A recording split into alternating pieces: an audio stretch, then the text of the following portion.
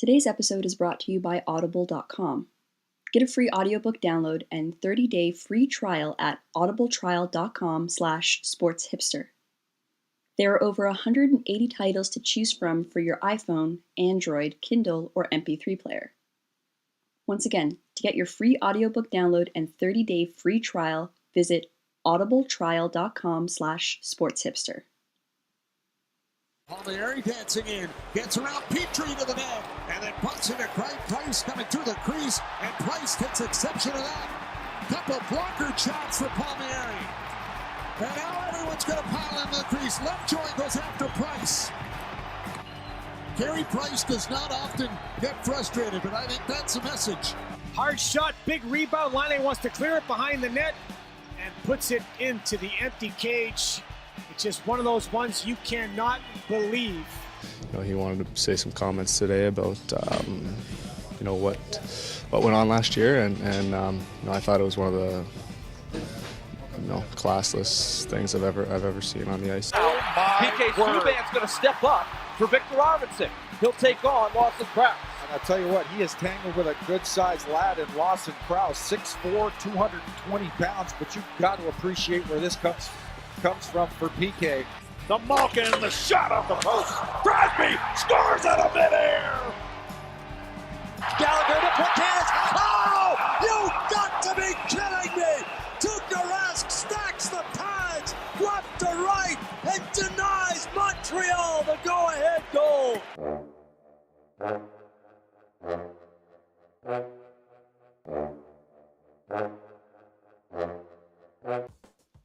Hello, friends, and welcome to another episode of the Sports Hipster podcast. This is the week that was in sports. I apologize for the day late and dollar short on the show. Yesterday I got tied up doing some other work stuff, so I wasn't able to get the episode out. But it's here now, and it's definitely worth the wait. I'm going to start off with a little hockey talk off the top of the show, because right now that's pretty much where all the action is. Now, I want to go back to Thursday, December 8th, when the New Jersey Devils paid the Bell Center a visit to take on the Habs. Normally a Thursday night game between the Devils and the Habs in early December, or any month really, is fairly unremarkable, but something happened at the end of the first period that you won't likely see for a long time, or ever again. After trading questionable goals where both sides interfered with the opposing goalies, Devils forward Kyle Palmieri is going hard to the net, with Jeff Petrie trying to wrap him up. Palmieri goes down and takes out Price at the knees. Having already been run into earlier in the period, Price, who's almost always as cool as the ice he stands on, lost it and gave Palmieri 4 kidney shots with his blocker, all while Jeff Petrie is half dragging, half pulling Palmieri away. Price ends up getting a double minor for roughing, and Palmieri gets one for goaltender interference. Here's what Price had to say after the game. I got ran over in the first goal, so I figured I wasn't going to take another one, so just got fired up, I guess. I'm just going to stick up for myself now, so just the way it is. It seems to be the nature of the league now is go to the net, run the goalie over, and score a goal. So, just gotta stick up for yourself every once in a while. Here's the thing that got me. Carey Price is arguably the best goalie on the planet right now, and not only the straw, but the ladle that stirs the Montreal Canadiens drink. He should not have to stick up for himself. That's what the 5 guys in front of him are responsible for. After the first time he got run into, someone should have stepped up and been like, yo, you can't be running over our MVP. It's not happening. I understand that some view Price taking matters into his own hands as a good thing because he's sending a message to the opposition that he won't take their shit, but he shouldn't have to do that. The guys in front of him need to be protecting him. You can't have your MVP goalie being his own enforcer out there. Now, it's no secret that Carey Price's right knee is his proverbial Achilles heel. So naturally, when guys run him down at the knees, his back's going to get up. But it should be the rest of his teammates that fight the battle for him. He's way too valuable and way too important to risk a silly injury because no one came to his defense. And in keeping with the Habs, they took their lumps when the Blue Jackets spanked them 10-0 earlier this season, but they laid a hurtin' on an already hurting Colorado Avalanche team. 6 goals in the first period on Saturday night. Pickard was pulled after allowing 3 goals on 4 shots. Pacioretty must have sacrificed a bucket of chicken a la Pedro Serrano style because he put up 4 goals and an assist. Now, what separates the Avs' 10-1 loss to the Habs' 10-0 loss is that when the Habs lost that game, they had the best record in the NHL, and they continue to be among the best teams in the league. The Avs? They're sharing the NHL basement with the Phoenix Coyotes. The Avalanche. Boy, oh boy, it is ugly in Colorado right now. They're 11-15-1, a goal differential of -26, which is worst in the league. They beat the Leafs on Sunday night, but that's not really saying much. They have a bunch of guys who are underperforming right now. Landeskog, Mikhail Grigorenko, who was a highly touted Sabres pick a few years back. He has less points than Rene Bourque right now. That's not good. Jerome McGinley? Well, he's playing like a 39-year-old would play. Joe Sakic, who's the Avs GM, was a phenomenal hockey player, but not all those who do can teach. Just ask Wayne Gretzky. 2 goals in the third period, that should be a lock every time, so something we definitely need to figure out. We just weren't ready to go. I think we were flat. I'm not too sure what it is, like I said before. Definitely something we need to figure out real fast here. I think it's a group that we're still trying to learn how to win games. We did a good job about it early, and there's definitely a certain talent to being able to win games and close them out. And I think maybe we're still trying to figure that part out. There's always this expectation for superstar players in the NHL. They're all expected to be like Crosby is in the media. Meek, soft-spoken, never says a bad thing about anyone. It's why people get on Alex Ovechkin, or they used to at least. He's an elite-level athlete, but he also has a personality and speaks his mind. Much of the same was expected with Connor McDavid, and up until about a week ago, McDavid was fairly Crosby-like. But man, oh man, has there been a burr in McDavid's saddle for the past week or so, and there's a very good reason for this. Connor McDavid is not used to losing. Everywhere he's gone, he's been a winner.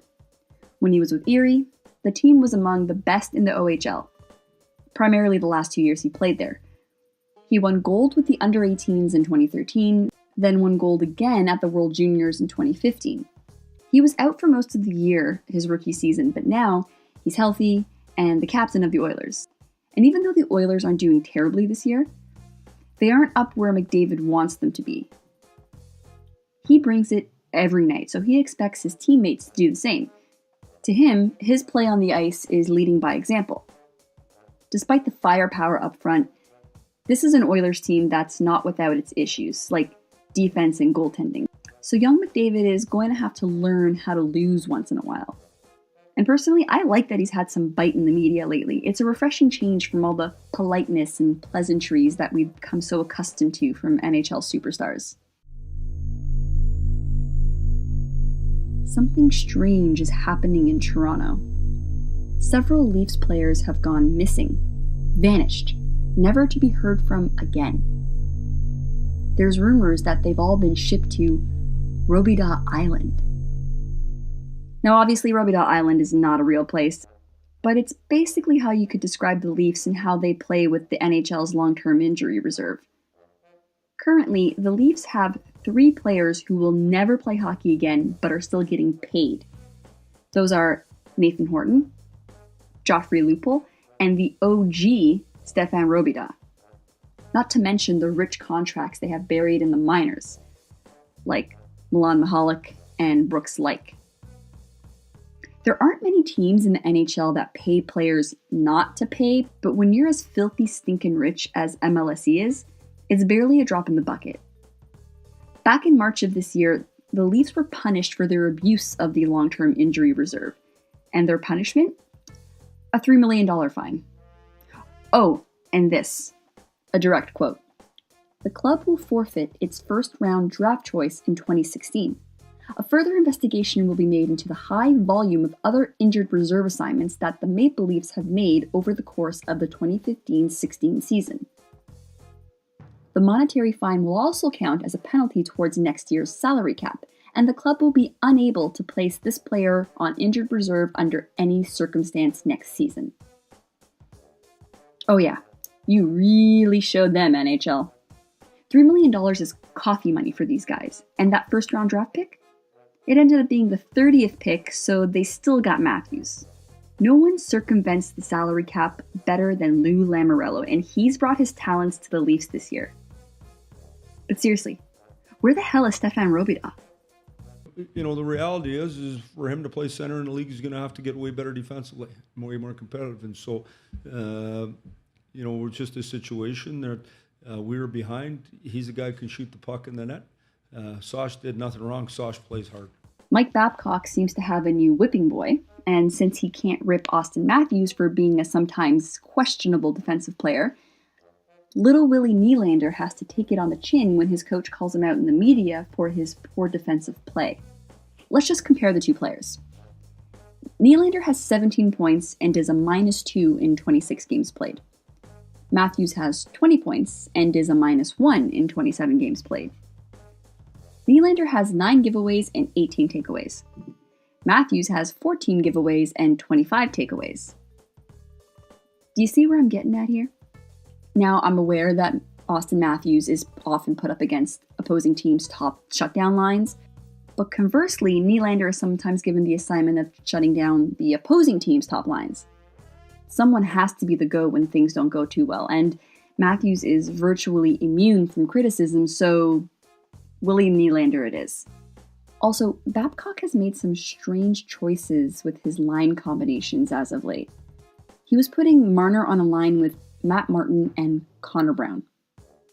I'm just going to come out and say it, even though I know I'm going to get it from the entire city of Toronto and then some. But Mike Babcock is a good average coach that, for most of his career, has benefited from having above average talent to work with. To put him in the echelon of Scotty Bowman, Roger Nielsen, and coaches of the sort would be a mistake. It's a bit easier to be seen as a great coach when you work with teams that are stacked.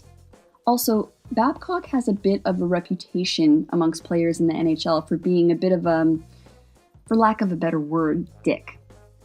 I was listening to this Barstool Sports podcast called Spittin' Chicklets. It's a really good hockey podcast, actually, that's hosted by a Boston sports journalist and co-hosted by former player Ryan Whitney, who is a Boston native, and miraculously during his playing career, you never really heard a thick Boston accent in post-game interviews and stuff, but for some reason now, since he's retired, it's come out in full force.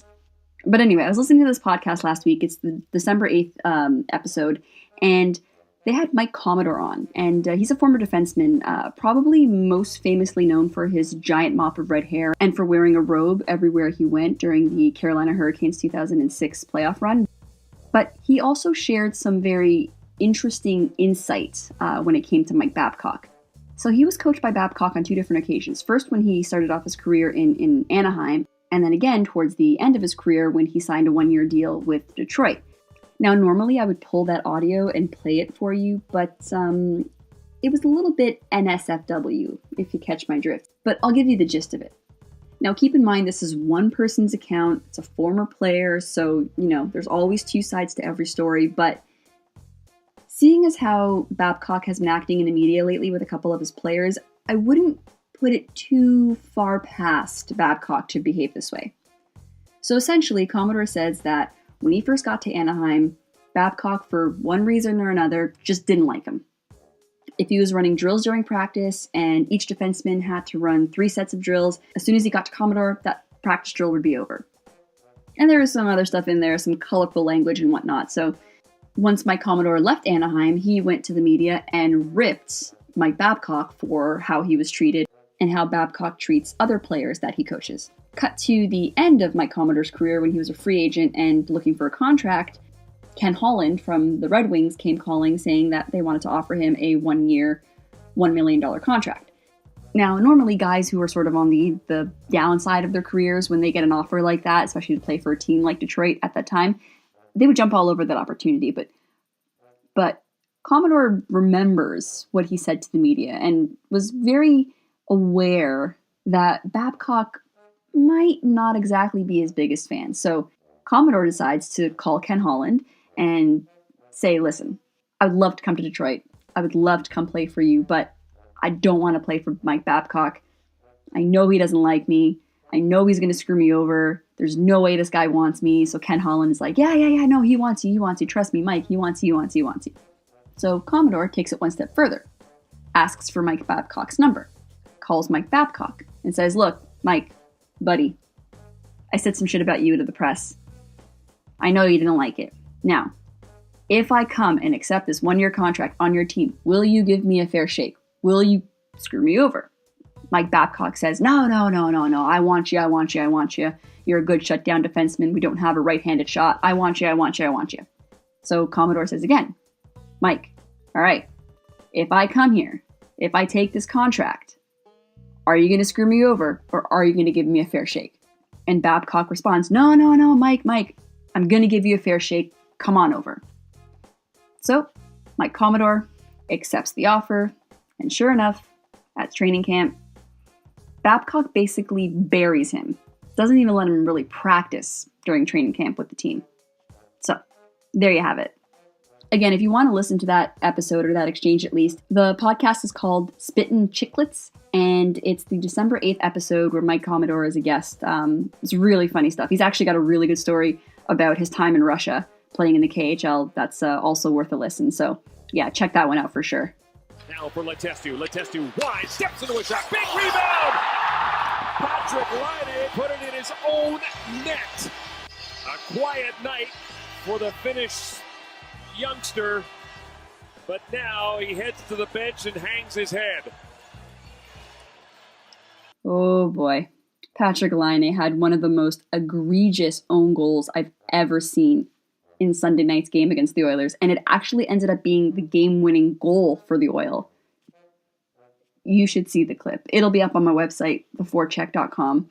He's just so heartbroken afterward. I mean, Blake Wheeler had to come over and give the rookie a big old hug.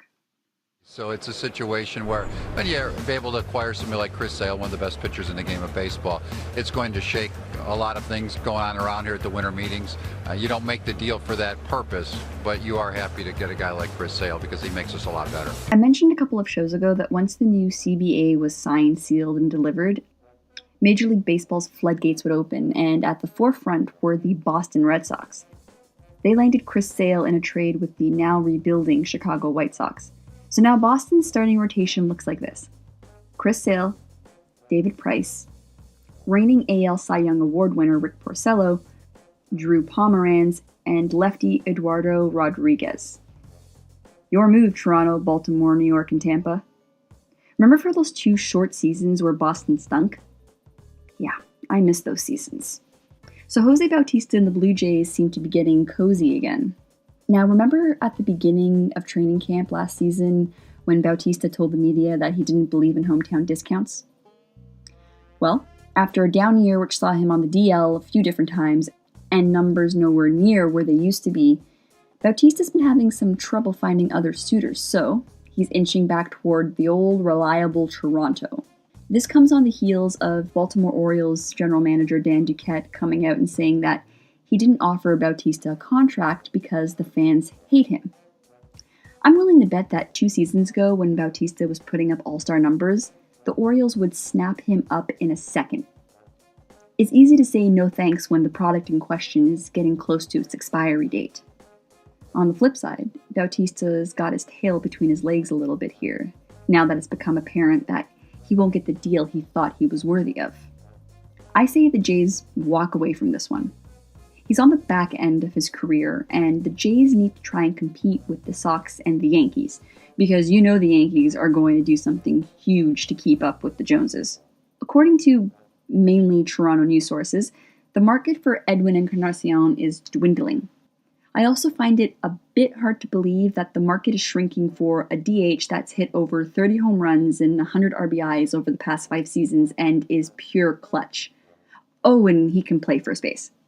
If I had to hazard a guess, he'll be getting an extremely lucrative deal from a National League team. Like maybe the Dodgers, who just re-signed their all-star closer Kenley Jansen. Fans of the NFL, or more specifically the LA Rams, can now rejoice. Jeff Fisher is the head coach of the LA Rams no longer. After signing a contract extension through 2018 earlier in the offseason, the Rams decided that Jeff Fisher wasn't doing a good enough job this season for the Rams. Not sure if it was the 4-9 record that did him in, or the 6 consecutive losing seasons, or the fact that he leaves the Rams with 165 career losses as an NFL head coach, tying him with Dan Reeves for the NFL record. I'm not really sure what the Rams' thought process here was. It kind of reminds me of what the Texas Longhorns did with Charlie Strong last month. What a weird, sad season it's been in the NFL. Speaking of weird, this past weekend, the game between the Steelers and the New York Giants sort of swirled a little bit of controversy when it came out that the Giants were measuring the air pressure of the Pittsburgh Steelers footballs, believing they were under the allowable limit. The NFL, however, quickly quieted that story and just made it go away. Now, Tom Brady, of course, was asked about it during a radio interview, and he deflected it like a pro. But if I'm Tom Brady, this just lends more proof to the fact that the NFL just doesn't like the Patriots. I mean, Ben Roethlisberger is a pretty big name, and the Pittsburgh Steelers are a pretty big franchise in the NFL. But the Steelers using under-deflated footballs? Nah, can't be. But Tom Brady and the Patriots, yes, let's turn that into a national story. Let's take this to the highest court possible, because if Tom Brady's involved, and if Bill Belichick and the Patriots are involved, it must be bad. And to me, this lends further proof that they hate you because you're good. Today's episode of the Sports Hipster podcast was brought to you by Audible.com. And for you, the listeners of the Sports Hipster podcast, Audible is offering a free audiobook download with a free 30-day trial to give you the opportunity to check out their service. They have a ton of amazing titles right at your fingertips. All you have to do is sign up at audibletrial.com/sportshipster and you can download your free audiobook. They have amazing titles like Divergent, Lean In by Sheryl Sandberg, The Book Thief by Marcus Zuzak, and The Girl on the Train. To download your free audiobook today, go to audibletrial.com/sportshipster. Again, that's audibletrial.com/sportshipster for your free audiobook. And that does it for another episode of the Sports Hipster podcast. Thank you so much for listening, ladies and gentlemen. Don't forget you can follow me on Twitter and Facebook at The Forecheck. That's at THE4Check. You can also download and subscribe to the Sports Hipster podcast on iTunes, Google Play, and Stitcher. Or you can go directly to theforecheck.com. That's THE4Check.com, where you can find every single episode of the Sports Hipster podcast and other really awesome sports news and content.